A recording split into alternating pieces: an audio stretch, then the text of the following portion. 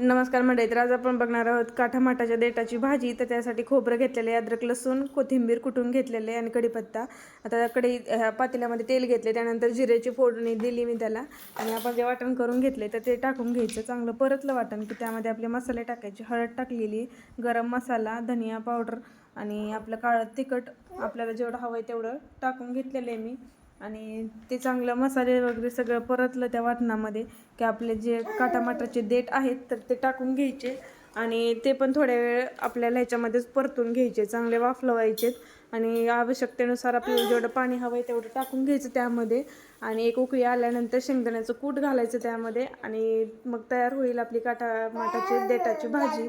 तर कशी वाटली रेसिपी नक्की कमेंटमध्ये सांगा आणि तुमच्याकडे पण करतात का ही भाजी तेही मला नक्की कमेंटमध्ये सांगा.